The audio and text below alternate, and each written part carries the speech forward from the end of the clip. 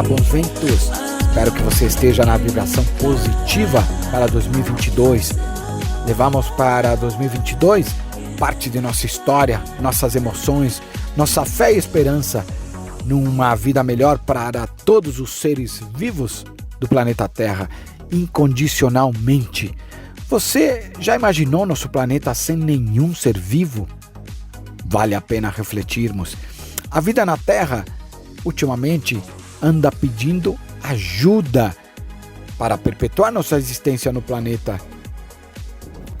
Vamos fazer nossa parte para as próximas gerações? Uma pequena atitude positiva, somada a tantas outras, geram com certeza uma grande atitude no futuro. Este pensamento ajuda para melhorarmos nossos dias amanhã. Chegamos já até aqui, até 2022, desde nossos primeiros passos como hominídeos no planeta. Vamos assumir um papel mais protagonista. Desejo a você ser dono de seus sonhos e desejos cada vez mais forte. Como falamos em 2021, repetidamente nos episódios, somos todos natureza. Vamos praticar a amizade e distribuir no planeta mais amor, por favor. Bom, fechando 2021 e abrindo 2022, eu, Fred Duclerc, montanhista, apresento o episódio número 90, abrindo a terceira temporada, com um episódio especial, com quatro momentos dos 4 podcasts mais ouvidos na temporada. Foram episódios que com certeza motivaram e inspiraram pelas pessoas entrevistadas e pela forma de pensar de cada um nestes episódios. O episódio Você Lidera a Sua Vida foi um dos primeiros episódios do podcast Reset Humano, desde a primeira temporada, e sempre esteve entre os 4 mais ouvidos do podcast Reset Humano. Ou seja, em todas as temporadas, nunca saiu das primeiras posições. Adoramos nos subestimar. Há mais de 25 anos vivencio os sonhos das pessoas sendo roubados ou conquistados. Gosto muito de multiplicar os aprendizados que a natureza me traz. E neste episódio é um trecho de uma palestra que eu dei há alguns anos atrás. E nela mostro uma das minhas conclusões que gosto de repetir, é que para motivar pessoas e liderar suas vidas, a nossa vida, precisamos ser donos de nossos sonhos e desejos, sermos protagonistas e termos a posse deles, que às vezes, aliás, não às vezes, muitas vezes escapam de nossas mãos, mas podemos retomá-los e buscar incansavelmente o que nos pertence. Nesta minha participação, trago um resumo destes momentos que tive nesta palestra. O segundo episódio é o Ultra Trail, com a ultramaratonista de montanhas Nini Oliveira.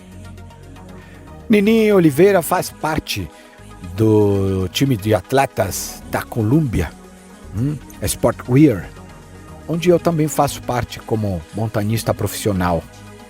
O outro episódio é o Pedalando Montanhas, com a participação do meu amigo Guilherme Cavallari.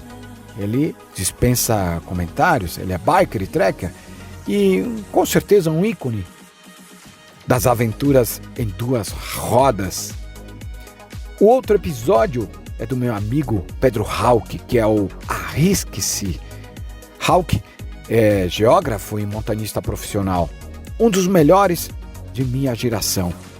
O projeto Reset Humano tem o DNA no convívio com a natureza na montanha e visa desenvolver o ser humano, dando um reset, gerando aprendizado e conhecimento para desenvolver a sociedade, impactando de maneira positiva na natureza, em nossa casa no planeta Terra.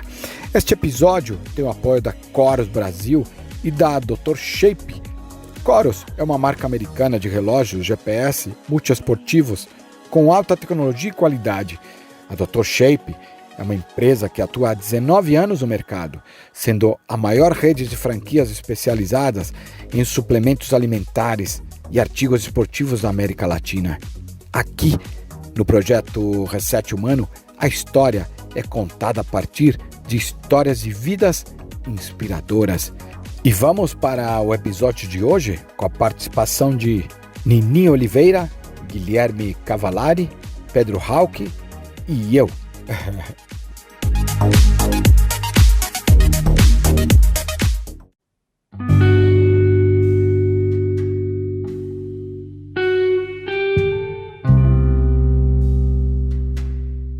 Eu sou o Fred, alguns me conhecem, né?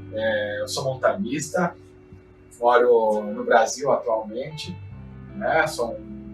Nasci no Chile, nasci em Santiago do Chile, né? E moro no Brasil, faço expedições pela América do Sul. Eu adoro ter amigos, eu gosto de gente, eu gosto de pessoas. Comigo, a minha conclusão, é assim: o dia que eu parar de sonhar, eu morri. Se eu não sonhar, eu vou morrer. Quando eu levo pessoas para a montanha, é puro relacionamento. Tem a ver com sonho, tem a ver com liderança. Tem a ver com comprometimento, não é? Tem a ver com resultado. Quanto realmente você pensa em você, na tua essência, durante um dia. Tem uma pesquisa que diz que é menos de 1 minuto. Até menos que 30 segundos. Isso é crítico. Existe uma energia que a gente trabalha todo dia, quando a gente acorda, né? E você é responsável por isso. Você é responsável por liderar cada ponto desse. Qual que é? O quanto você lidera teu campo de energia para a tua vida pessoal, teu lazer, teu trabalho, sei lá, tua família, teus amigos. Qual o grau que você deposita mais ou menos? Eu diria que isso tem que estar em equilíbrio. Se não tiver em equilíbrio, alguma coisa vai descompensar. É a mesma coisa na natureza, quando a gente fala em desequilíbrio ambiental. Quando eu falar de desequilíbrio ambiental, lembra de você. É a mesma coisa, é o teu ambiente pessoal. Só trabalho? Esquece, vai dar problema. É deixar clara a relação, sabe o que é? É aquele contrato moral que não está escrito. Aquele contrato que eu fechei com você, combinei com você. Você fez sua parte? Não fez? Então eu cobro você. Isso é relacionamento, tá? Ninguém é bom à toa. Ninguém. Não tem atleta vencedor que o cara não vence porque ele é do nada. Ninguém chega a um objetivo por nada. Ninguém chega numa montanha à toa. Está numa nave dentro do universo, né? Que chama planeta Terra. Nisso, a gente tem que viajar nela. Tem que fazer valer a pena. O homem, ele vive muito pouco tempo na Terra. É muito pouco. 70 anos, 60, 80, pouco. Aí chega aos 80, chega aos 90, então 100, então, demais. A idade da Terra é muito grande. E a nossa idade terrestre, nós seres humanos, é muito pouca. Por isso tem que sempre valer a pena. A gente é ensinado, quando a gente nasce, que você só acredita no que vê. Só que emoção, sentimento, você não vê. Você sente. Tem um desenvolvimento numa esfera de cada um de vocês que é espiritual. A vida não é somente o que a gente vê. É muito mais. O universo do ser humano é gigante. Você quer se inspirar, né? Pô, lembra a história dos seus pais, lembra a história dos seus avós. Aí você vai falar. Porque você tem que estar aberto para a vida e para as mudanças. Numa expedição, galera, eu planejo tudo, de cabo a rabo. Plano A e plano B. E tem um plano C. Eu executo o A, mudou para o cenário B. Putz, mudou para o cenário C. Às vezes eu nem sei qual é o cenário C totalmente. Porque existem variáveis que eu não controlo. Tempo, eu não controlo. Controla a minha barraca, que é boa. É ilusão você achar que você controla tudo. É ilusão. E principalmente numa montanha. A gente tem a ilusão que controla. no meu papel de liderança, jamais posso me omitir. E você, líder, com você primeiro. Quem quer liderar processos e pessoas, tem que liderar você primeiro. E ser dono de você. Se você não é dono de você, ferrou. Numa relação a dois, não existe quem domina. Não existe essa coisa de que eu sou líder da relação. Não existe isso, cara. A relação é uma troca. Primeiro lidera você. Quando você tiver ciência, você vai conseguir liderar pessoas e processos.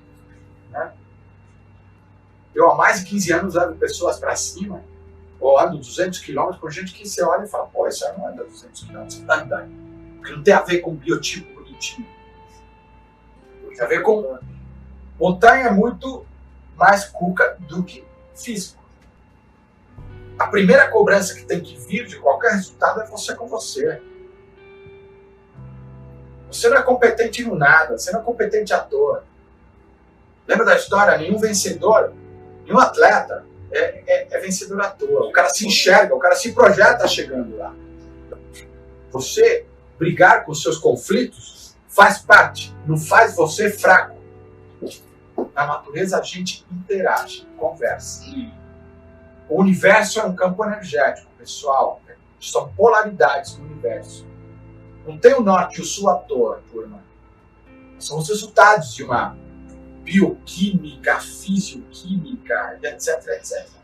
Para mim, eu acredito que uma viagem, uma experiência, é boa quando ela te traz um aprendizado. É isso aqui que eu coloco. Quando traz um aprendizado, traz o quê? Uma nova forma de enxergar as coisas. Se você é um buscador de vida, que eu chamo, você não vai parar. Alimente seu dia a dia com sonhos. Você sabe que o primeiro momento de materializar algo nesse sentido é o sonho. É quando está aqui. Parece que o universo começa a respirar, cara. Você fala, pô, não é possível, está dando certo. Tenha atitude. Seja dono dos seus sonhos e desejos. Assenhore-se dele. Sabe o que é assenhorar? É teu, é meu. Gente, nunca, jamais deixe alguém minar você. Pessoa que ama você está com você. Mesmo que não concorde com o teu sonho, o teu caminho, mas ele não te ajuda a destruir. A gente não trabalha só pelo dinheiro. Eu disse que não é pelo dinheiro? Não. Também pelo dinheiro. Mas não é só pelo dinheiro. A gente trabalha por realização. Satisfação. Primeiro, por você. Você é feliz com o que você faz? Ah, não sou. Então muda. Faz outra coisa. E seja fiel a você. Primeiro, seja fiel aos seus valores. A gente conhece o que a gente é. Não conhece o que a gente quer ser. Quer melhorar, quer viver, sei lá, quer fazer. Né? Pessoal, um ser humano, uma pessoa que não tem o equilíbrio com a sua família, não é bem resolvida com a sua família, com as suas origens, não vai dar certo. Mas jamais esqueçam das origens. A origem é um pilar fincado de que você é uma pessoa segura. Porque felicidade, turma, o tamanho é relativo a cada um. Se você é rico, pobre, médio, não faz se classe social, depende. Eu canso de andar com executivo e tudo mais, com grau de felicidade bem melhor. Ele busca a natureza para aumentar a sua felicidade. Ó, eu falei, você pode não estar feliz. Não significa que você não seja feliz. Porque você é agente transformador para algo. A vida inteira você vai ser agente transformador. Não é no trabalho, turma. É no dia a dia. A menor memória do corpo é a celular. Se meu estado de espírito é ruim, todas as minhas células estão recebendo essa informação, essa memória. Eu pergunto para vocês acham que o meu corpo vai ficar bom? Eles dizem que você muda um hábito, no mínimo, em 6 meses. Ou seja, 6 meses tem que praticar alguma coisa que você acredita para virar hábito. Então, turma, vocês são dentro de um corpo, uma corporação. Vocês são os executivos dessa corporação. Não estou querendo dar elevação de grandeza. Executivo não é que o cara usa gravata, turma. Executivo é o cara que faz acontecer. Faz acontecer. Isso é importante. Seja competente, independente do estado de espírito do teu chefe, da tua empresa. Você é competente porque você é competente, cara. Ou um grupo ou uma equipe. Meu grande esforço dentro de uma expedição é montar uma equipe em pouco tempo. Por isso que eu preparo elas antes. E numa expedição, eu tenho que trazer todo mundo para o mundo. Porque é um período, é um momento, é muito rápido. É um reality. Eu vivo um reality a cada expedição. Mas, quando o grupo entende que é uma equipe, não tem erro, meu irmão. Não tem erro. Como se constrói uma equipe? Tem que ter um contrato legal, não um compromisso. Eu te contrato, você me deve deveres e eu com você também. Especifica. Deixando claro o que é, mas sempre. Claridade, transparência. Maturidade, ética. Sempre. Tá? E o moral. O moral tem a ver com o ético, tem a ver com várias coisas. Tudo. Os valores, a essência, em que acreditamos de verdade, né? Emocional. Gente, não isola emocional de nada, absolutamente nada na vida. Juntos fazemos a diferença. Nenhuma expedição atinge o cume em apenas um dia. É um processo, né? O cume se realiza em meses de treino, meses de planejamento, dias de viagem, dias de caminhada, dias montando barraca. Cara, pedra por pedra, aqueles totens que a gente faz, é isso. Até realizar em algumas horas o cume. E o cume não é o ápice da expedição, viu? O ápice é quando eu volto para casa. Inteiro. A recuar também faz parte da vitória, né? Quando você aprende isso, cara, você já é um vencedor. Você contratou para te levar e trazer em segurança. Na montanha, turma, a gente segue protocolos quando está com pessoas. E mesmo quando está com você só, ou amigo, ou coisa assim, segue protocolo. Lembra o plano ABC? Estabeleça esse plano antes. Numa montanha, numa expedição, você não esconde. Você não deixa a máscara muitos dias seguidos. Ela cai. Aquela expedição, turma, o que a gente mais faz é improvisação. Quando o cara não sabe improvisar, ele não é um bom guia. Não é um bom gestor. Porque guias tem um monte. Agora, um gestor de uma expedição é outro papo. É o cara que entende da esfera completa. Não é o cara que te leva. Isso não é nem guia. Isso é um mateiro, né, que a gente chama. Para levar pelo caminho, o teu amigo pode saber o caminho. A minha responsabilidade perante a indústria é que eu não posso negar informação para pessoas. Tenho que multiplicar. Nós somos agentes multiplicadores da indústria, desse mercado. Vocês. Eu tenho uma responsabilidade enorme nisso. Eu tenho consciência disso. Eu não sei se todos os caras que fazem o trabalho que eu faço têm essa consciência. Esse sentimento de gratidão tem que ser sempre contínuo. Seja continuamente grato. Tem uma pesquisa que diz que o grau de felicidade das pessoas varia. E não é a grana que varia, turma. Né? Não é a grana que deixa você somente feliz. Isso possibilita mil coisas. Eu viajo com muita gente, tem dinheiro, mas o grau de felicidade delas é assim. Você estar com alguém que você ama de verdade vale muito. Se você não ama, troca. Você fazer o que gosta vale demais. Não perca o seu tempo. Não faça nada que você não gosta. Muda. Fala, pô, não consigo mudar agora. Muda daqui a pouco. Muda. Troca. Faz o que gosta. Você é agente transformador continuamente. Eu só consegui ser um bom executivo porque alguém me enxergou e disse, pô, esse cara é bom. Acho que esse cara tem características boas. Tem um cara lá que me orientou, Fred, isso tá errado, você tá fazendo isso certo, faz assim e tal, beleza? Saber escutar é fundamental. Às vezes saber escutar é a melhor estratégia que tem antes de agir. Não fala primeiro. Escuta. Você pode até falar primeiro, mas tenha os seus ouvidos sempre abertos para refletir. Não é? Essa pergunta é boa. Não precisa nem responder para mim, tá? Só coloquei ele para provocar vocês. Olha o resultado, o tamanho da minha felicidade nesse momento, nessa época. Essa aí, que já tá aí. É o gelo continental. É enorme. Eu estou no lado chileno. Fica na fronteira de Chile e Argentina. Subindo por Chaltén. Passo o Marconi. O tamanho da felicidade é individual e às vezes é pequena. Tá? Seja uma pessoa feliz.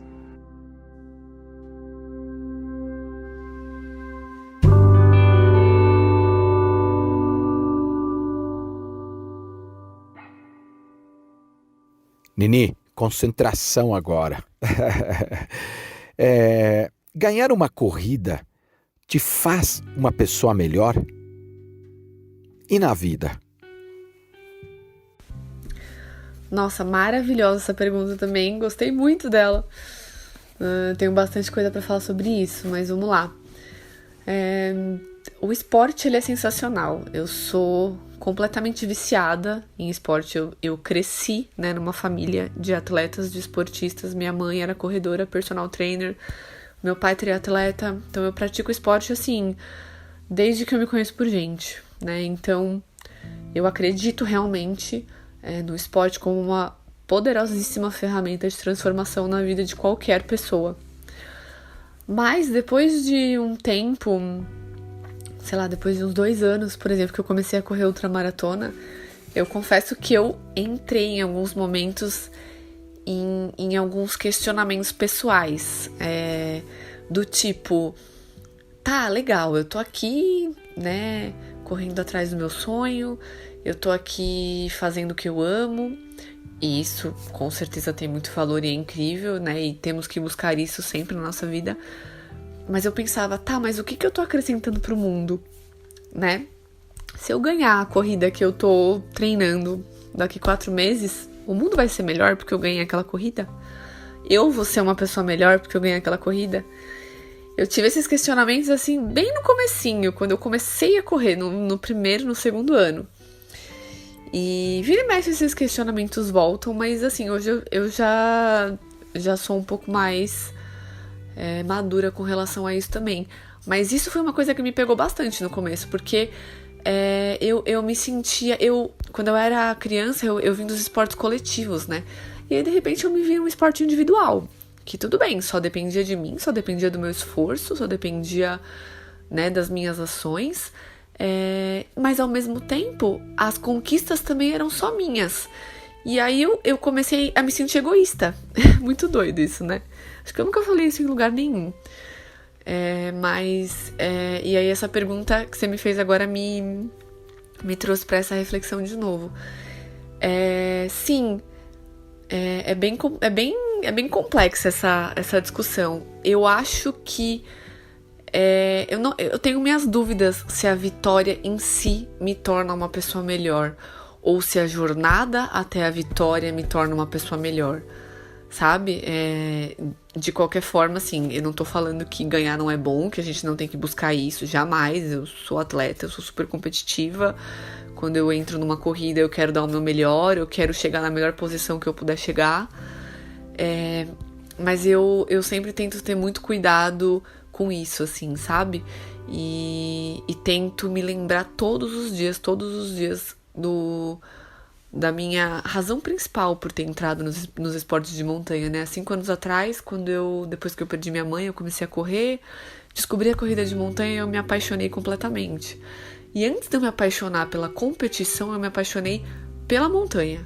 Eu me apaixonei por estar ali, eu me apaixonei pela sensação que aquilo me proporcionava.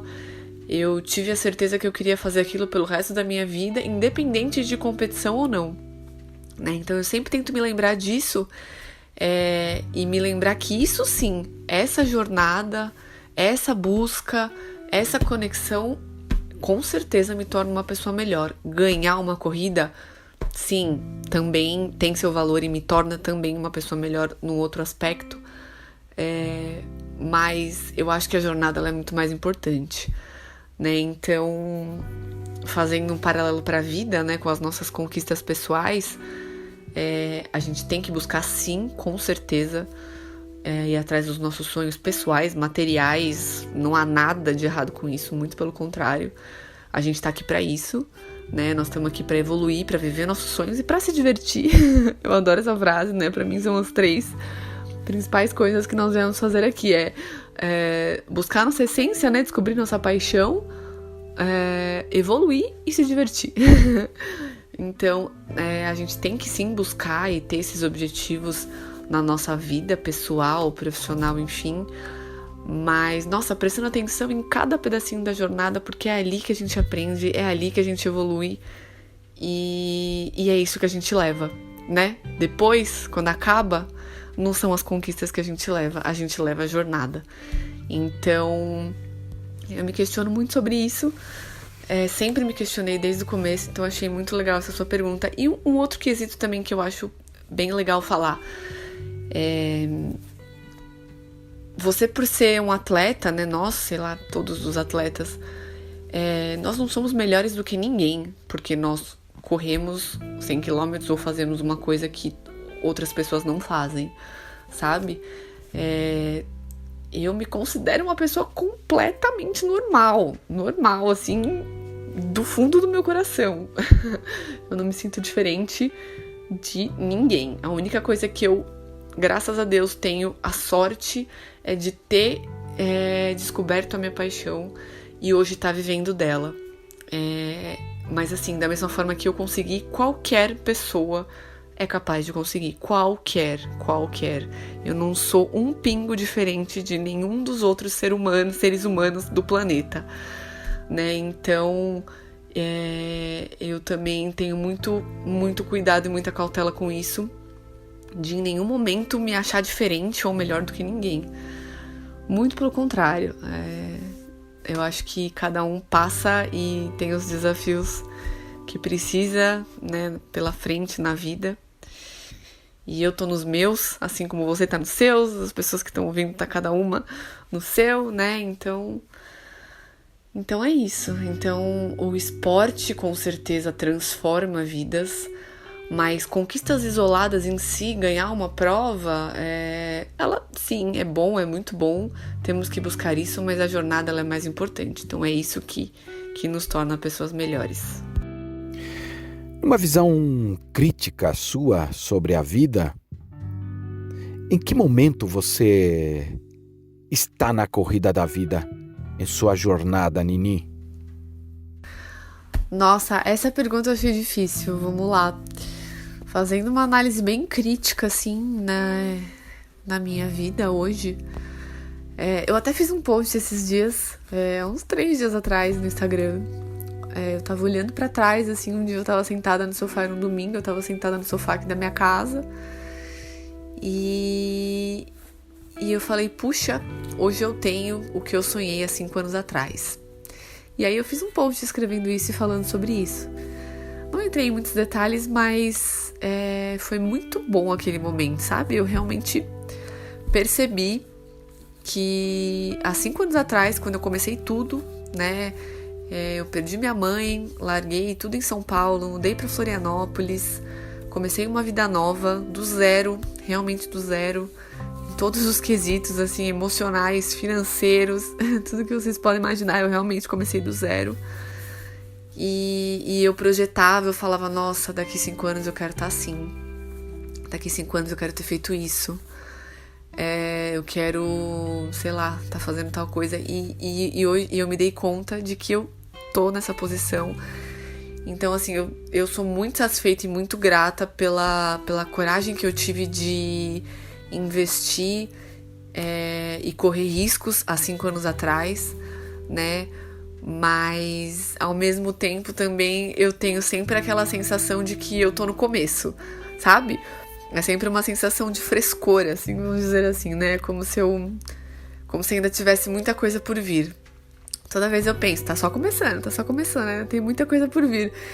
E é muito gostoso isso, porque isso é uma motivação muito legal, né? Então, por mais que eu olhe pra trás e veja que tem uma carreira aí de 5 anos, né? Às vezes eu olho e falo, 5 anos é pouco. Mas às vezes eu falo, nossa, mas em 5 anos aconteceu muita coisa. Aí eu falo, não, mas ainda é pouco. Eu fico dividida, né? Entre ser pouco ou não. Enfim.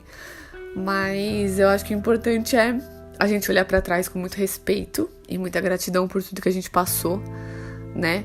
Nunca esquecer de onde a gente veio, né? Eu nunca esqueço de onde eu vim, onde eu tava 5 anos atrás, e a minha principal motivação e essência de tudo que eu comecei.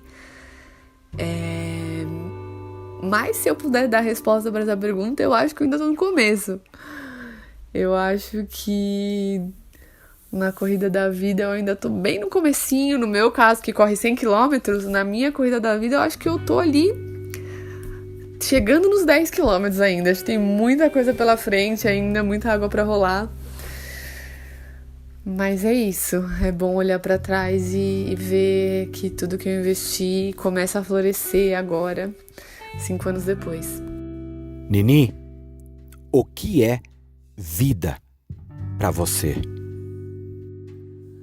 Olha, essa pergunta ela é bem complexa, né? Mas como eu já disse aqui anteriormente em outras respostas, eu tenho um lema de vida e uma frase que eu gosto muito, né? A gente tá aqui nessa vida pra encontrar nossa essência, encontrar nosso propósito, né? A nossa paixão, evoluir e se divertir, né? Então, pra mim, a vida ela é um grande laboratório, né? Todos nós estamos aqui com esse mesmo desafio, né? Encontrar a nossa essência, encontrar nossa paixão, né? Aquilo que faz o nosso coração bater realmente diferente, que é o que a corrida de montanha fez comigo. E viver disso, né? Ficar mais horas, passar mais horas da nossa vida fazendo isso, e contribuir, usar isso para contribuir de alguma forma para a humanidade, né? Fazendo isso, naturalmente a gente vai estar evoluindo, né? Esse processo, essa jornada de evolução, uma coisa tá ligada à outra, né? Então, ao encontrar a nossa essência, para encontrar, né, a sua essência, a sua paixão, você já tem que estar nesse processo de evolução, de autoconhecimento. E quando você está fazendo o que você ama e você é feliz fazendo isso, você se diverte muito, né? Você aproveita muito, né? A vida ela se torna muito leve, muito boa. E você acorda todos os dias grato, né? Então, assim, a vida pra mim é isso. A gente tá aqui. A vida pra mim é um grande laboratório. A gente tem que buscar esses objetivos. Encontrar nossa essência, evoluir e se divertir muito, muito. Passar o maior tempo da nossa vida sorrindo, né? E qualquer um pode correr montanhas? O que você aconselha? Com toda certeza, qualquer pessoa pode correr na montanha, qualquer pessoa mesmo. Aliás, qualquer pessoa pode correr, né? Aliás, correr é um dos nossos movimentos mais instintivos, né? A humanidade começou a correr por diversos motivos, né? Por segurança, para fugir dos animais, né? Para caçar, para diversas coisas assim muito instintivas, né, dos nossos antepassados. Então, assim, correr é uma coisa muito natural para todo mundo. Então, assim, eu sempre ouço uma frase que eu sempre ouço: ai, Nini, mas eu não sei correr. Gente, todo mundo sabe correr. Todo mundo sabe. A diferença de algumas pessoas para as outras é que algumas pessoas praticam mais, né, e elas vão melhorando a biomecânica da corrida, né? Mas isso só acontece com o tempo. Ninguém começa correndo com aquela mecânica perfeita, maravilhosa dos quenianos. Ninguém, gente, ninguém, tá? Então, assim, todo mundo pode correr e deve correr. E na montanha, né, a mesma coisa. A montanha é para todos. A montanha, ela tá de braços abertos para receber todo mundo que tiver disposto a respeitar a natureza, a estar lá, a desfrutar da conexão com a montanha. Então, com certeza absoluta, todos podem correr na montanha. E se eu posso dar um conselho para a vida de vocês, experimentem, que eu tenho certeza que muitos... Quem não gostar, não tem problema, faz parte, né? Busque outro esporte que você ama, mas olha, eu tenho certeza que muitos de vocês vão se apaixonar, porque realmente é incrível. E lembrando que eu falei, né, há algumas respostas atrás também, o que eu aconselho, gente, o importante é sempre vocês estarem sendo bem orientados por profissionais. Sempre. Profissionais de educação física, fisioterapeutas, nutricionistas. Então, esse é o meu principal conselho para vocês, independente do esporte que vocês queiram começar, né? Mas falando aqui da corrida de montanha, procurem bons profissionais, procurem profissionais que já tenham experiência com a corrida de montanha, que eles vão saber orientar vocês muito bem. Procurem assessorias, procurem grupos de corrida, né? Porque também é muito legal quando você tem um grupo de pessoas que têm o mesmo interesse que você, que fazem os mesmos tipos de treino que você, né? Tem muitas assessorias que se reúnem para ir correr no final de semana, em parques, em trilhas, em montanhas e tal. Isso é muito legal, isso motiva muito, né? Então, esse é meu conselho para vocês. Procurem equipes de corrida, procurem treinadores de corrida, tenham sempre a orientação deles e se divirtam muito. Nini, por que você corre? Por que você corre na vida? A vida corre em você? Eu corro porque um determinado dia da minha vida, um dia que eu sonhei com a minha mãe, né? Alguns meses depois de eu perder minha mãe, um dia eu tava em casa, eu sonhei com ela. E eu resolvi, no dia seguinte eu acordei e resolvi me inscrever para minha primeira ultramaratona. E depois desse dia que eu passei 10 horas correndo, né, foram 75 quilômetros em 10 horas, o meu coração batia de um jeito único, muito diferente. Eu ouvia sininhos tocando nos meus ouvidos. Foi uma sensação muito única, assim, uma coisa que eu nunca mais senti com nada em toda a minha vida. Foi a primeira vez que eu senti e até hoje eu não senti de novo, né? Aquela primeira corrida, ela foi muito especial e muito marcante. Então, eu corro porque eu tenho certeza que o sentimento, aquilo que eu senti naquele dia, não foi à toa, não é por acaso, foi uma coisa realmente muito especial.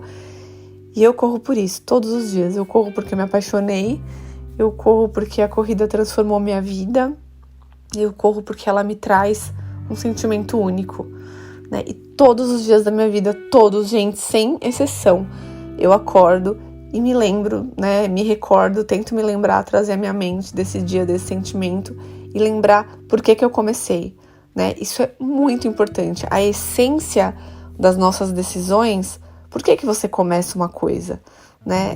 Ela influencia muito no resultado, né? Muito.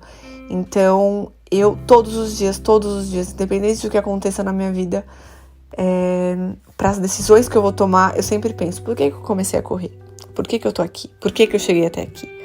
E isso com certeza me guia e me dá um norte para as minhas próximas decisões, né? Então eu corro por isso, porque eu me apaixonei, porque a corrida me traz um sentimento único, inexplicável, é uma coisa assim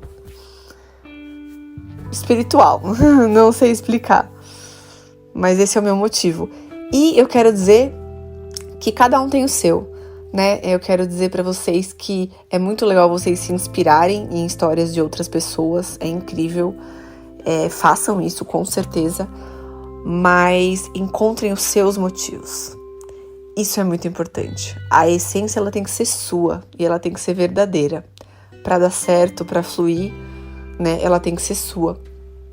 Então, se inspirem, mas lembrem-se sempre de seguir o seu caminho e não o caminho dos outros, né? Não imitar ninguém. Sigam sempre o seu caminho, a sua jornada. Ela é muito única e por isso ela é muito especial também. Eu gosto demais de te ouvir quando faz reflexões e queria saber sua opinião sobre esta frase. As pessoas mais bonitas que eu já tenha me encontrado foram aquelas que conheceram o sofrimento, conheceram a derrota, conheceram o esforço, conheceram a perda e encontraram seu próprio caminho para dessas profundidades. Essas pessoas têm uma apreciação, uma sensibilidade e uma compreensão da vida que as preenche de compaixão, gentileza e uma profunda inquietude amorosa. Gente bonita não surge do nada. Esta frase é de Elizabeth Kubler-Ross. Você concorda com esta frase, Cavallari? Legal você citar a Elizabeth Kubler-Ross. Minha esposa é psicóloga e super envolvida com viagem espiritual, né, com autoconhecimento, e a gente troca muita figurinha, né, ela no campo dela e ela no meu campo, e ela já citou para mim essa psiquiatra, que eu acho que era suíça, né, mas bem, a frase tem todo sentido, sim. Eu acho que quem transita pelas experiências que a vida fornece, né, que a vida possibilita, e de forma plena, quem se entristece nos momentos de tristeza da vida, quem se alegra nos momentos de alegria, e quem passou por altos e baixos, passou por perdas, como, né, a frase diz, acumula bastante experiência e acumula valor, acumula a capacidade de entender o que é mais importante, do que é trivial. Eu acho que as pessoas muito protegidas, seja por um ambiente familiar, seja por, às vezes, excesso de dinheiro, às vezes por viverem em países muito estáveis, né, que não é o nosso caso aqui na América do Sul, não é o meu caso no Brasil, nem o seu. A gente aqui tem uma constante montanha-russa, né, altos e baixos econômicos, sociais, políticos, morais. Então, eu acho que tudo isso, para quem tem bom senso, para quem consegue manter uma certa distância desses extremos emocionais, que não se deixa abalar, não se deixa arrastar pela desconexão que é a depressão, ou a desconexão que é a euforia, né? As pessoas que ficam tristes demais, ou extasiadas demais, né, e se deixam levar por essas emoções, não entendem que as emoções vêm e vão, né, e nós é que permanecemos. Eu acho que se a gente consegue ter esse distanciamento, esse discernimento, os altos e baixos das experiências que a vida proporciona são altamente educativos, são todos didáticos. Mas também eu digo isso sem julgamento, porque a vida não tem ensaio, né? Eu costumo dizer, a gente vai aprendendo ao longo do caminho. E as pessoas que por acaso se perdem nas emoções e se deixam levar por elas e ficam extremamente deprimidos ou extremamente eufóricos e vivem, né, nesse torbelinho, não devem ser criticadas tão pouco, né? São situações diferentes para pessoas diferentes, cada um absorve como sabe, como pode. Mas eu gostei da frase, sim, bacana. Depois eu quero passa ela para mim por escrito, que eu quero discutir ela com a minha esposa. Nós temos cultura outdoor no Brasil, não é? E acrescento, temos cultura de montanha, cultura de bike no Brasil. Somos um país esportivo?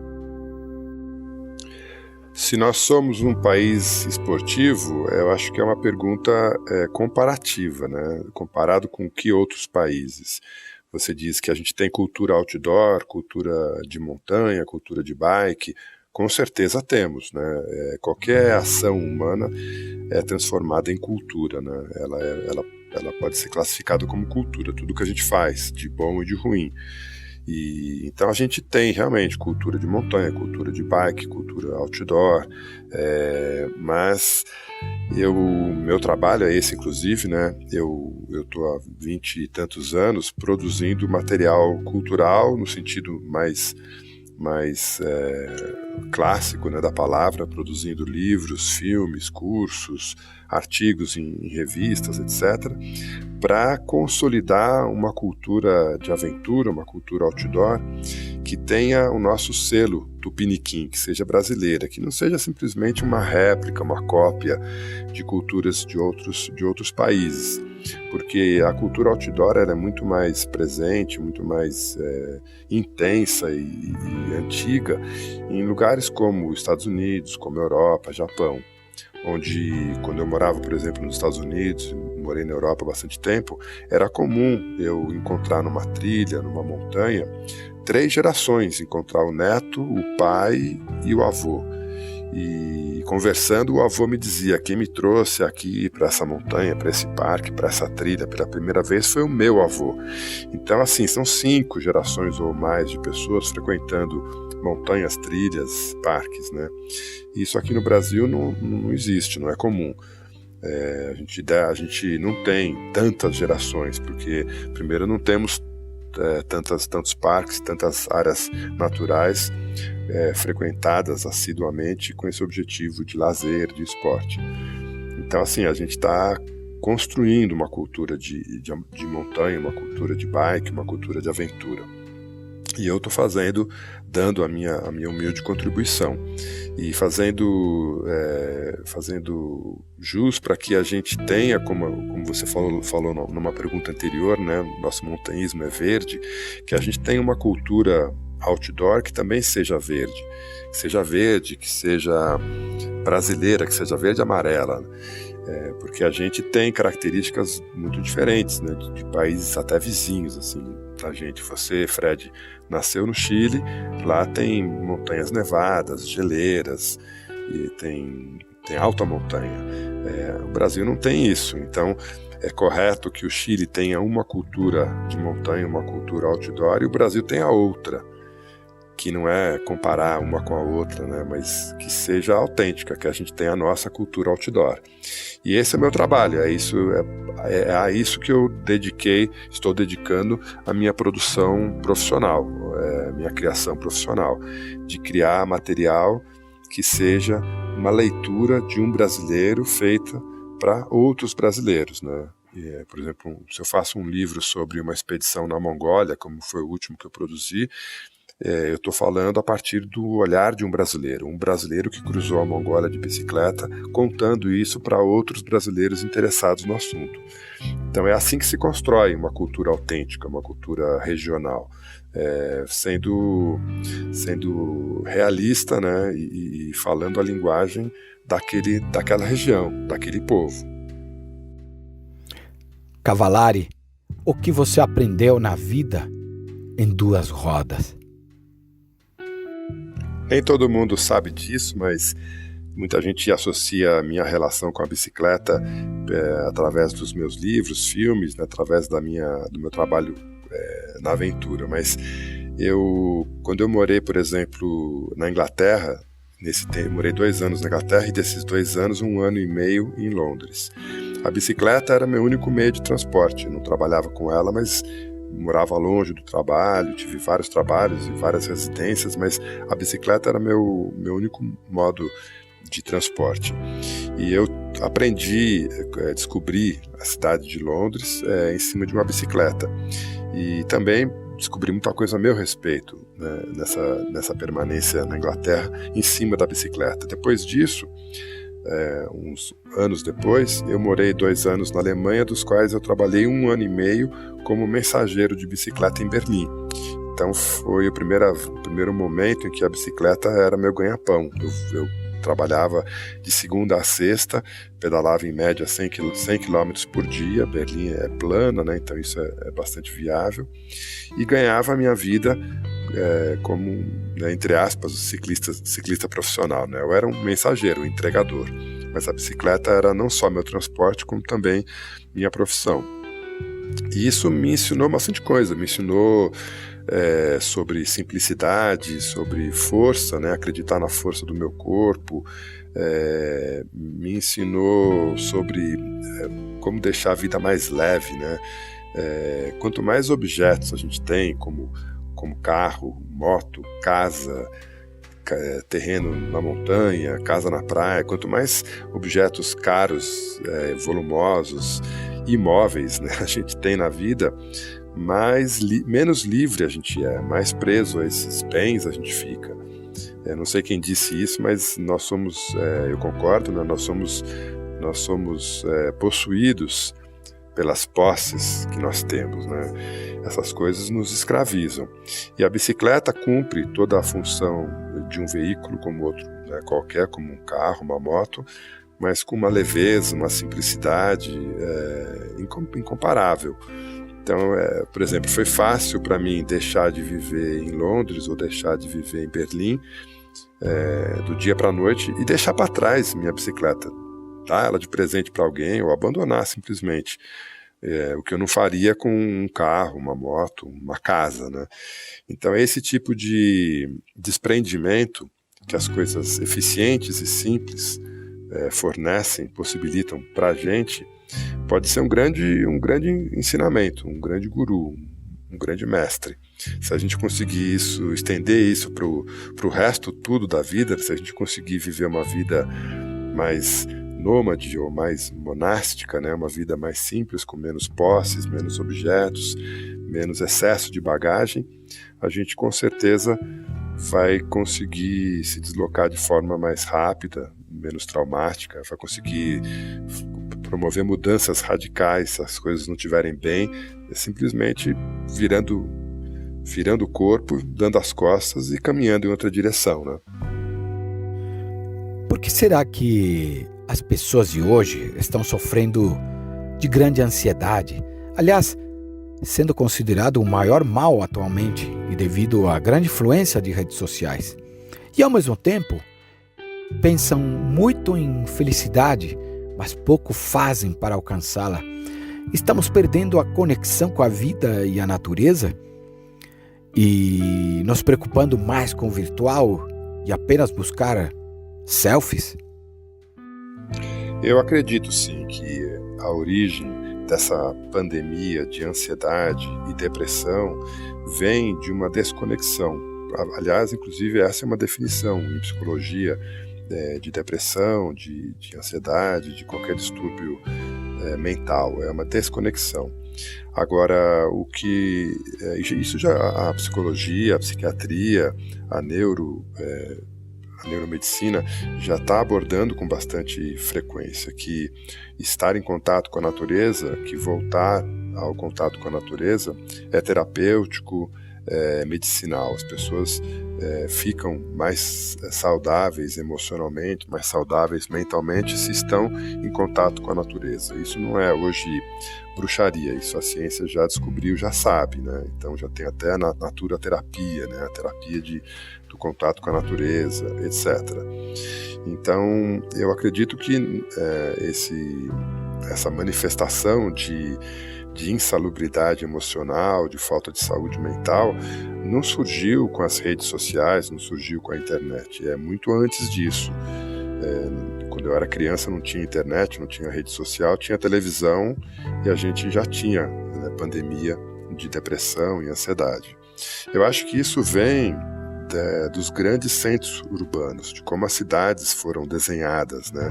Que não tem nada de natureza, é tudo concreto armado, linhas retas, ângulos de 90 graus, coisas que você raramente vê na natureza. A natureza é toda sinuosa, é toda orgânica, né? Espiral, arredondada.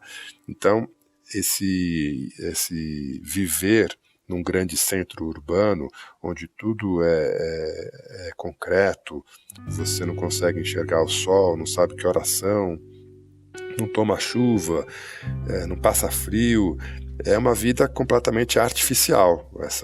A definição mais simples é essa, é uma vida completamente artificial, onde todas as forças da natureza, se não estão controladas, elas estão afastadas de nós, né? E esse afastamento, esse distanciamento das forças naturais vai ter um impacto também sobre como a gente se enxerga, como a gente se conhece, porque nós somos seres naturais.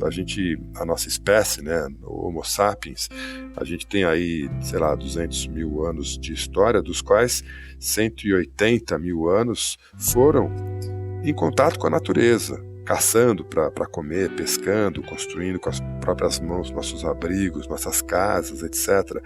E só nos últimos, 20 mil anos de civilização que a gente mora em cidade. Então, a gente está geneticamente preparados para enfrentar a natureza, não para enfrentar a urbanidade. Daí eu acho que vem esse desconforto, esse achar que a gente não está em casa, né? E depressão, ansiedade, para mim, é a manifestação desse sentimento. Então, a aventura é, para mim, uma forma de reconexão com a natureza, mas não só exclusivamente a natureza externa, mas a nossa natureza interior, nos conectarmos com nós mesmos através do esporte, do lazer, do turismo, que é a prática da aventura, e com isso descobrirmos um pouco melhor quem nós somos, né? Descobrirmos a nossa essência. É assim que eu vejo. Seco. Quando é que a vida tem sentido? Nunca. Ou sempre. Tanto faz. Eu acho que a vida tem sentido o tempo todo. E às vezes não faz sentido nenhum. E eu acho que um dos problemas dessa vida aparentemente que às vezes parece não ter sentido é a busca pelo sentido. Acho que o homem, ele está se tornando um bicho racional demais. Não está se permitindo sentir, não está se permitindo guiar-se, né, pelas emoções, pelos sentimentos. Tudo está muito cartesiano, muito racional, tudo tem que fazer sentido, tudo tem que ter um plano. Eu fico assustado quando eu vejo pais discutindo o futuro de filhos pequenos, de 7, 8 anos, pensando em décadas, ou crianças de 10, 12, 15 anos, fazendo planos de aposentadoria, né? O que vão fazer a vida inteira até chegar a hora de parar de trabalhar e de poder, fazer o quê, né? Curtir a vida, Mas eu acho isso assustador. Eu acho que a vida faz sentido o tempo todo. Ou não faz sentido em hora nenhuma. E tanto faz. Eu acho que não é a busca por sentido que vai trazer o sentido para a vida. Muito pelo contrário, eu acho que a busca pela felicidade é o caminho mais certo para não encontrar a felicidade. Se ela vier, ela vai vir como um acontecimento natural, como um espirro, né, como sono, e não como um projeto de vida cartesiano, racional, cheio de sentido e planos, né? Eu tenho um pouco de medo desse racionalismo excessivo. Pedro, sempre afirmo e digo em palestras que quem não gosta de riscos não deve subir montanhas, assim como na vida. Mas em seu livro com o tema Arrisque-se, que li, aprendi a te entender melhor e conhecer melhor você. Gostei demais, aliás. Mesmo não tendo conversado contigo antes, mas sempre acompanhado o seu trabalho nas montanhas, te pergunto: a vida é arriscar-se? Bom, com certeza, né, Fred? Na vida a gente precisa se arriscar. Arriscar em tudo, né? Então, desde quando você é jovem e você precisa ter um primeiro emprego, você tem que se arriscar e ir lá, meter a cara, se preparar, né, fazer uma entrevista. Se você não quer ser reprovado, você não vai se arriscar. Você tem que se arriscar para as coisas pessoais, né? Você conquistar um amor seu, né? Levar um fora. Tudo isso envolve riscos. Aliás, o nome do meu livro, né, é Arrisque-se. Acho que foi um nome bem apropriado para aquilo que eu tenho feito na minha vida, né?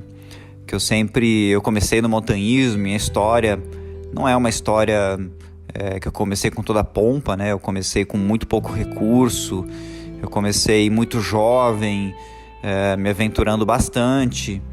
Então, a vida me obrigou a arriscar para que eu conseguisse os meus objetivos. De certa forma, dentre os meus objetivos, eu sempre coloquei o montanhismo como algo muito importante. O montanhismo sempre me motivou a ir adiante. Então, para mim, trabalhar e conquistar uma boa renda, etc., era para poder escalar montanhas. Então, foi por esse motivo que eu acabei escolhendo a carreira de geografia, né?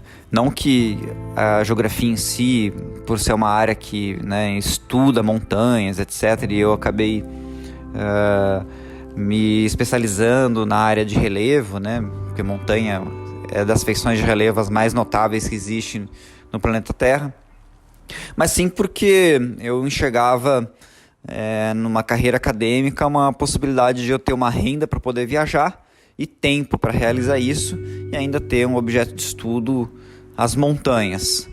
Acabei arriscando tudo nisso, não deu certo, mas quando uma porta se fecha, né, outras se abrem, e hoje eu vivo diretamente do montanhismo sem precisar de fazer algo correlato, né, através das minhas empresas, que é a loja Alta Montanha, qual eu sou sócio, e o Gente de Montanha, que é uma agência de trekking, montanhismo e escalada, que eu sou guia e também trabalho. Então, se eu não tivesse me arriscado, né, imagina só, na década de 90, quando eu comecei a praticar montanhismo, alguém oferecer um serviço para levar alguém para fazer alta montanha, isso era algo impensável, né? Ninguém pagava naquela época para sair da zona de conforto. Pelo contrário, as pessoas só pagavam para estar no conforto, né? O conceito de turismo era ficar na beira da praia, do lado da piscina, com um drink de chapeuzinho, tudo do bom e do melhor, né? Só conforto e nada de desafio. Então, arrisquei e tô aqui, né? Hoje, passando a minha história, porque é algo realmente diferenciado. Agora é o seguinte, não dá para confundir arriscar com abusar. Então, em todos os aspectos da vida, se você chega numa prova e você não se preparou, você não vai passar. Se você vai numa entrevista de emprego e você não tem qualificação para aquele trabalho, você não vai conseguir aquela vaga. E no montanhismo é a mesma coisa. Não adianta você querer escalar uma montanha técnica de grande altitude e você chega lá sem preparo físico, sem os equipamentos e sem a experiência necessária para você estar lá. Não vai dar certo. Então, arriscar, ela quer dizer também preparar, né? Dedicar. Então, você tem que se preparar, se dedicar, e aí sim você vai lá e se arrisca por algo que você acredita que tem chances de fazer, está preparado para aquilo. Senão, isso aí é uma loucura, não é? E na minha carreira, sim, arrisquei muito, mas também eu me dediquei bastante. Então, quem for ler o meu livro, que tem esse título, né, Arrisque-se, vai ver mais do que está ali abusando, né, que não foi essa a melhor palavra que eu posso dizer para vocês, que eu realizei ao longo desses anos. Eu me dediquei muito ao montanhismo, eu treinei, me preparei, né, e eu fui fazendo um volume de montanhas, pensando numa evolução, né, ganhando experiência degrau por degrau até conseguir escalar montanhas mais altas, até fazer com que montanhas que fossem grandes desafios para a maioria das pessoas, para mim se tornasse algo até mesmo trivial, né? Recentemente mesmo acabei de voltar de uma viagem pela Bolívia, onde eu escalei 4 montanhas e 3 delas eram montanhas que eu já tinha feito várias vezes. E a gente acaba se acostumando, né? O corpo se molda em cima disso e a gente, quando vê, já está totalmente adaptado a realizar essas coisas. Então, quando você tem como objetivo atingir algum sonho seu, não adianta ficar só na esfera, né, do pensamento. Você tem que se preparar, você tem que se dedicar, senão as coisas não acontecem. Hawk, tenho feito essas perguntas para os últimos entrevistados e tem sido muito rico, porque cada um tem um jeito de refletir o seu pensamento. Vamos lá, 5 perguntas sobre a vida. O que te assusta? o que te entristece, o que te deixa feliz, o que te encoraja e o que te desafia, meu amigo? Bom, na vida várias coisas me assustam, me entristecem. Dessas coisas mais negativas, eu acho que o que mais me entristece é a injustiça. Eu sou daquelas pessoas que fica realmente, né, furioso quando a gente vê injustiças.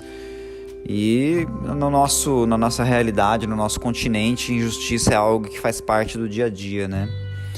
Nós vivemos em países muito desiguais, que são desiguais não somente em questão de renda, mas em questão de oportunidades, né? Nem sempre o melhor ganha. E a gente vive verdadeiras fábulas, e isso me assusta, né? Me assusta que as pessoas acreditam em mentiras, né? E me assusta o fato de que as pessoas não têm a capacidade de refletir a respeito disso, e elas não têm a capacidade de perceber que a experiência de vida de cada um não é um resumo do mundo, né? O mundo é muito mais do que aquilo que a gente vive, e muitas vezes a gente vive em bolhas e não temos capacidade de conseguir enxergar além dessas bolhas, não é? Claro que isso é um exercício que é muito difícil para todas as pessoas, né? Até mesmo para mim, né? Todo mundo vive em bolhas, inclusive eu acabo vivendo em bolha, e de certa forma a minha história, e eu conto isso no meu livro mais recente, que é o Odisseia Austral, né? A minha história. Eu procurei sair da bolha e ver o mundo por fora, e isso me levou a fazer viagens muito cedo, quando eu ainda era adolescente. Me levou, inclusive, a fazer montanhismo através dessas viagens, né? Então, eu com 18 anos de idade saí da minha cidade no interior de São Paulo, daquela realidade que eu vivia, né? Uma realidade de gente de classe média, e eu era muito entediado com as futilidades do dia a dia, com os valores que a sociedade tinha, que eu achava absurdos, né? As pessoas valorizavam bens, valorizavam coisas que para mim não tinham o mínimo valor, né? E evidentemente que eu sofria muito com isso. Então sempre valorizei o conhecimento, gostava muito de estudar, gostei muito de geografia, porque eu achava o mundo algo fantástico, o mundo algo a ser descoberto. O mundo era algo que revelava a verdade, e os valores que existiam no mundo eram muito melhores do que aqueles valores que um adolescente de classe média numa cidade industrial do interior de São Paulo tinham como os seus valores, né? Enfim, isso me entristecia e me levou a querer explorar o mundo, a conhecer outras realidades e a sair da minha zona de conforto, o que eu fiz, né? Então, eu realizei uma viagem com 18 anos de idade, com pouquíssimos recursos, muito pouco dinheiro. E eu fui de carona, né? Pedindo carona para caminhão, na estrada mesmo, com o dedão. Eu fui de carona até Ushuaia, na Argentina, e voltei. E no meio do caminho, pela Patagônia, desde a região de Mendoza e Santiago, eu fui escalando as montanhas que dava para escalar de maneira autônoma e independente. Claro que isso, né, de maneira muito sofrida, né? Mas acabou dando certo. E o que me deixa feliz, na verdade, é poder ter a liberdade, né? Então, assim, eu mostrei para todo mundo que para poder viajar eu não precisava ser rico, eu não precisava ter posses, né? Eu conseguia viajar de maneira autônoma e independente, obviamente que com sofrimento, né? Mas o que me deixa feliz é que a gente ainda tem essa possibilidade.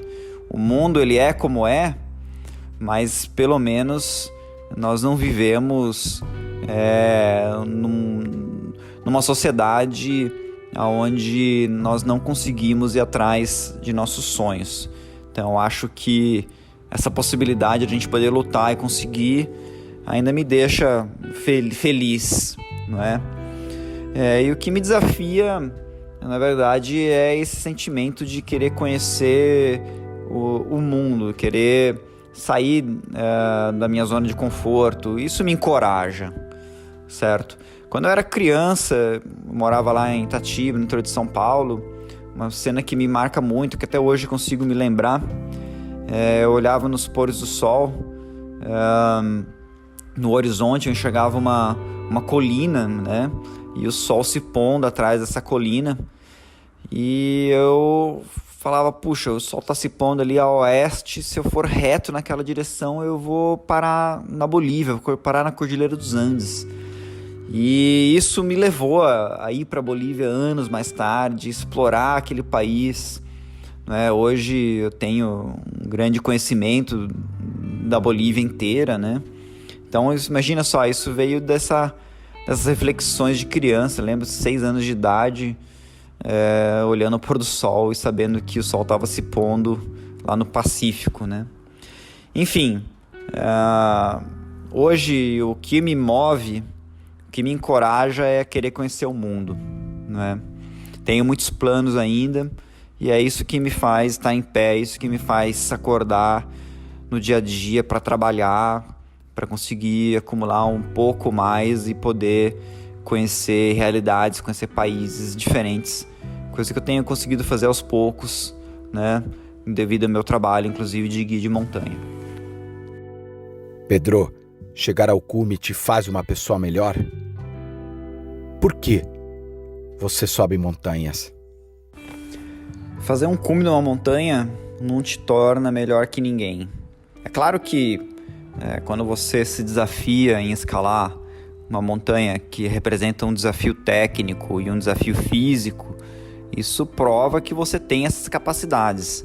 Mas como ser humano, isso não mostra nada. Aliás, se eu pudesse até mesmo usar isso como resposta da pergunta anterior, eu acho que isso me entristece em ver que algumas pessoas se utilizam de alguns fatos delas poderem escalar a montanhas técnicas que representam desafios físicos, se utilizam disso para demonstrar uma superioridade que, em termos de conhecimento, em termos de humanidade, elas não têm, né? Eu acho isso algo, inclusive, desprezível, né? Como algumas pessoas, inclusive, utilizam essa capacidade como uma demonstração de superioridade. Isso não te mostra, não te faz superior a ninguém. Agora, o seguinte, as experiências com o montanhismo, principalmente se você pratica de uma maneira autônoma, independente, que muitas vezes acabam sendo experiências solitárias, elas te levam a uma reflexão. Então, você está num ambiente montanhoso, um ambiente que te desafia tanto, sozinho, você não tem com quem compartilhar suas angústias, compartilhar aqueles momentos, aquelas decisões, e isso te faz mais forte, né? Isso te fortalece em muitos sentidos, mas esse fortalecimento é algo individual e algo que as outras pessoas não vão nunca poder valorizar em você ou poder mensurar isso em você, né? Isso é algo seu, né?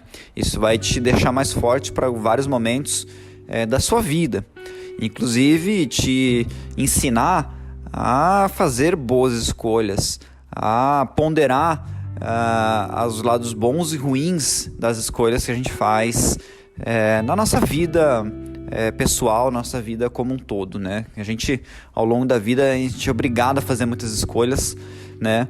E nem sempre essas escolhas elas vão ser 100% boas, né? Sempre vai haver alguma reação à sua escolha que é algo que você não deseja, que é algo que às vezes até mesmo sejam contrários a seus valores, mas que você acaba tendo que ponderar isso na hora de escolher.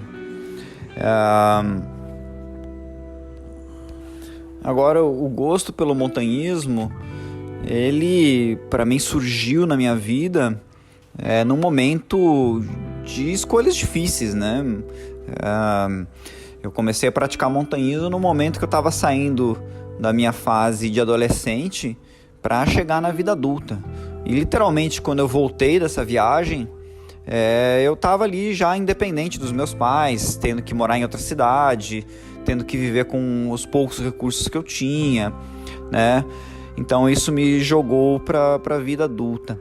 Agora, por que escalar montanhas, né? Eu acho que eu escalo montanhas pelo caminho. Eu escalo montanhas não por causa que é desafio, não sei o que lá. Eu escalo por causa do caminho que a gente percorre. As montanhas estão entre as paisagens mais bonitas do mundo e geralmente em locais muito interessantes.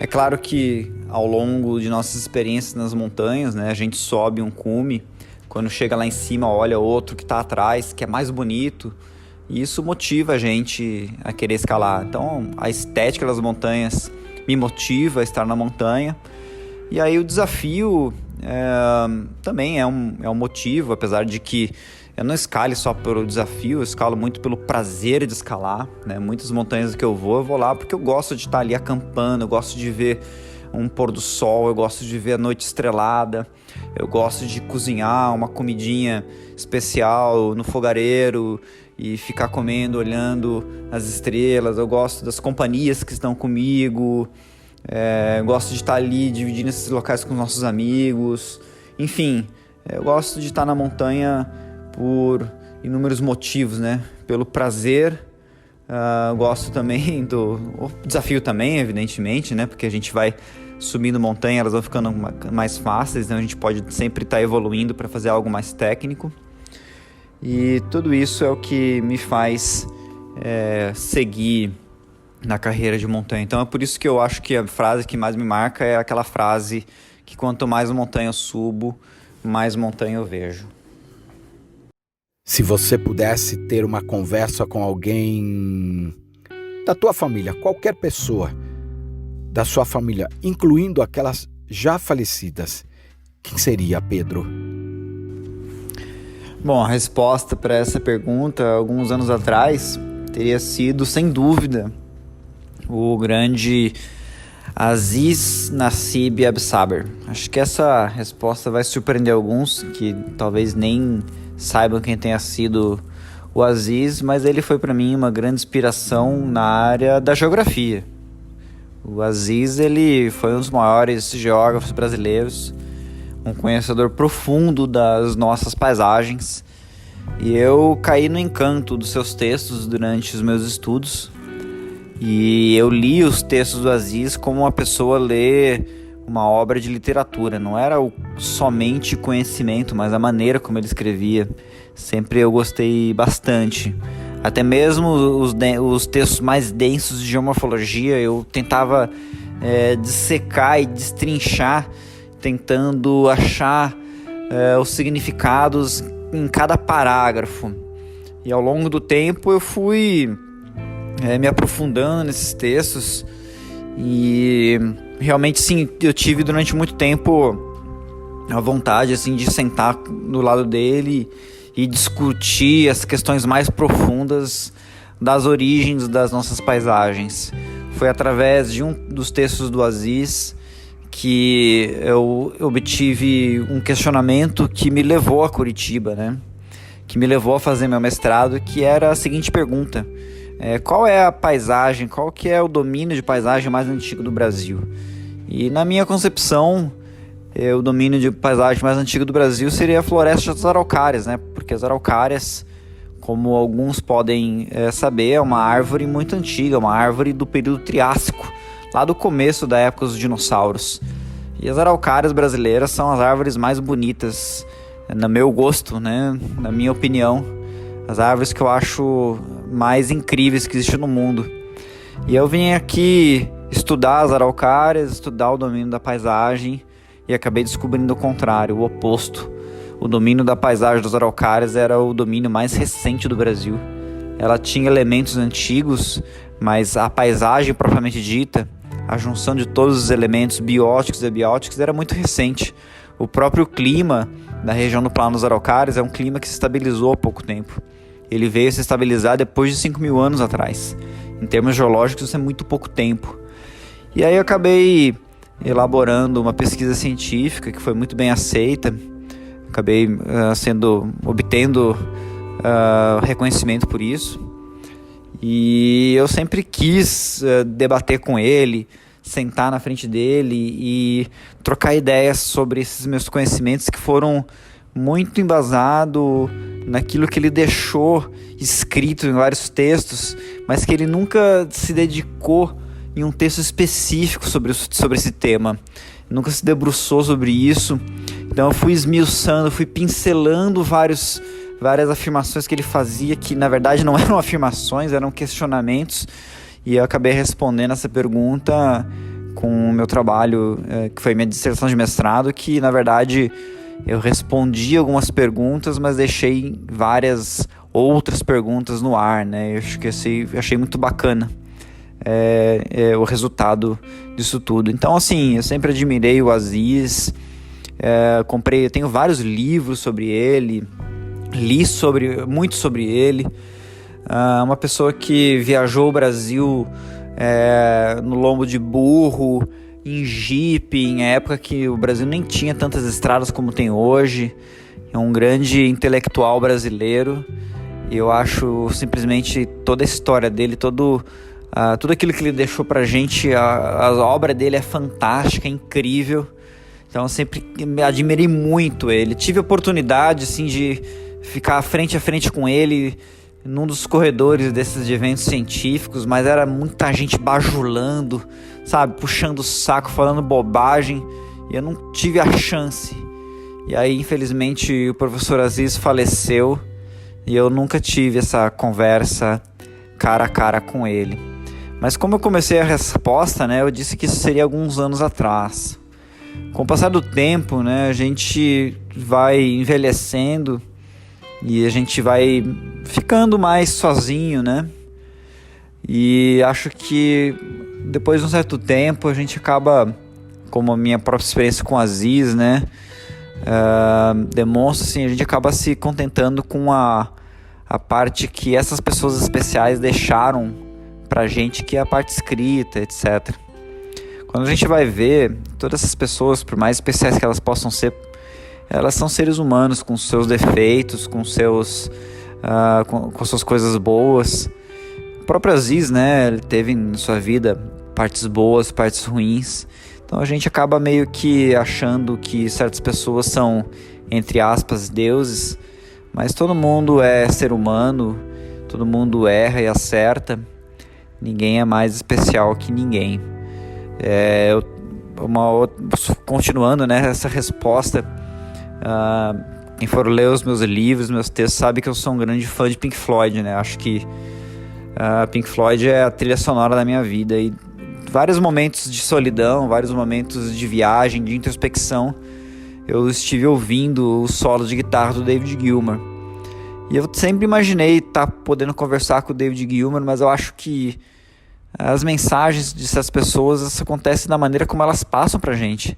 Então, se o Aziz passou a mensagem dele de forma escrita e o David Gilmour passa através do solo de guitarra, se você pôde sentir isso e receber essa mensagem, era isso que eles tinham que falar. Não sei se a gente sentando na frente e conversando, a gente vai obter tudo aquilo que a gente quer, ou na verdade nós somos iludidos por algo a mais que essas mensagens provocou na gente, e que não era exatamente isso que estava sendo passado.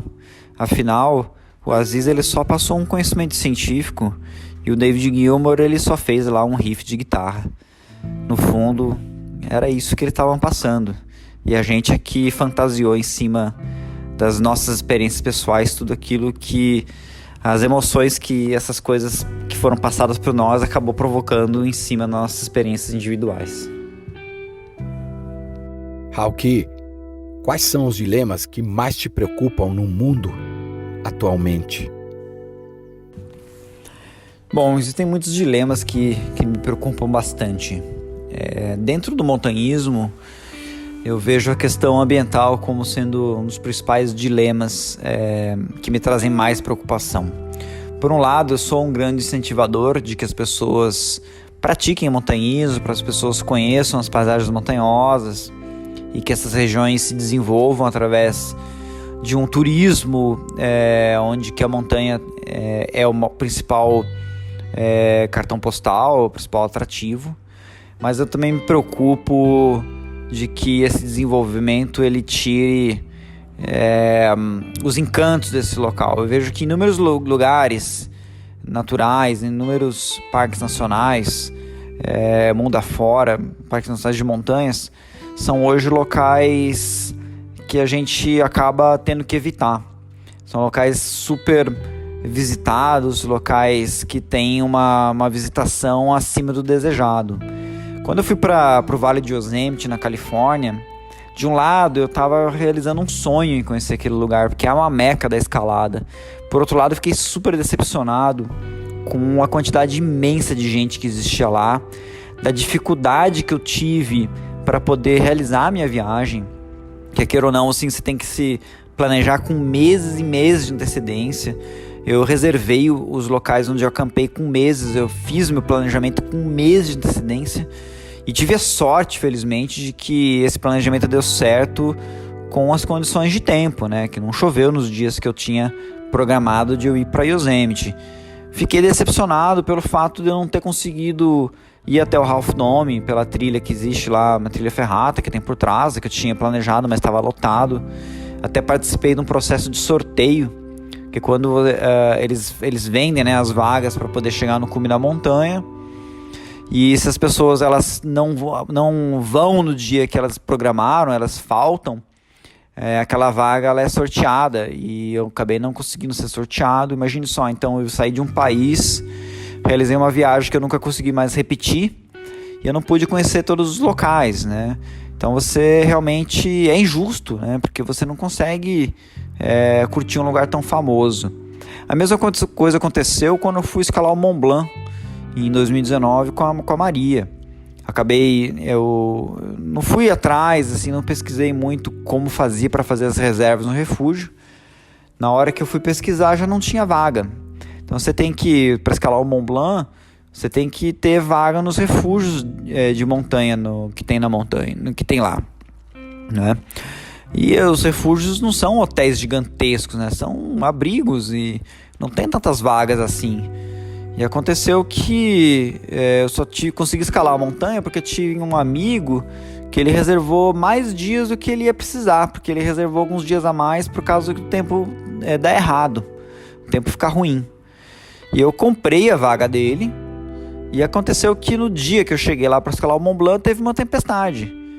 Mas aí, por sorte, né, existia uma outra estrutura externa no abrigo de montanha, que eles chamam de base camp, que é umas barracas domo que são montadas na parte externa, e tinha vaga e eu consegui ficar um dia a mais para fazer o cume.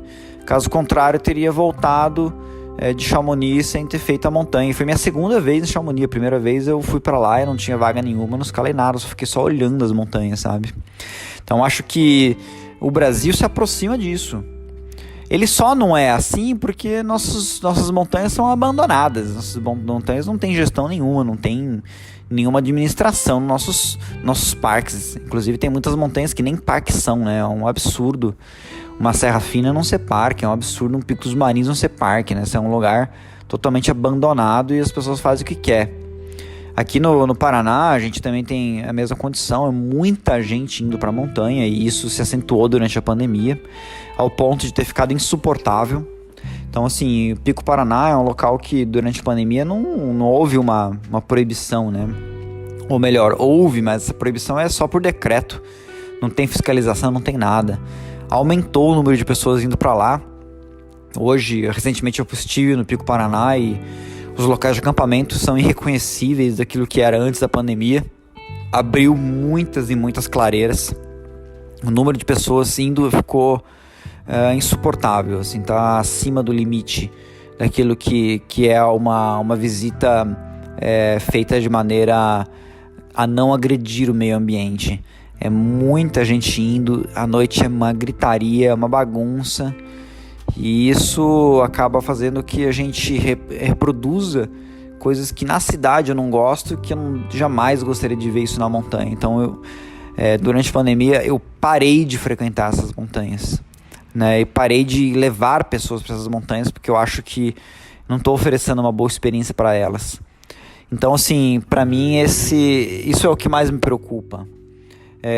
A gente tem as montanhas perto da gente, né? A região mais populosa do Brasil, vamos falar, que é entre Porto Alegre e Rio de Janeiro, passando por Belo Horizonte, esse Y é a região mais populosa do nosso país, e é a região mais montanhosa do nosso país também. Então, assim, a região mais populosa do nosso país é uma região de montanhas. Temos muitas montanhas próximo, e a gente não sabe, né? Me causa muita preocupação como gerir isso sem restringir a liberdade. Isso é uma coisa que me deixa sem respostas. Da mesma forma que eu acho ruim a maneira como é gerenciado isso em locais também muito populares, como o exemplo Mont Blanc e Vale de Yosemite, eu não consigo enxergar uma outra maneira que não essa para as nossas montanhas. Infelizmente não existe sequer uma iniciativa para isso. E pior do que ser um local com regras rigorosas que tiram nossa liberdade, é a gente deixar de ir porque tem liberdade em excesso e libertinagem em excesso, fazendo com que esses locais se tornem insuportáveis de serem visitados.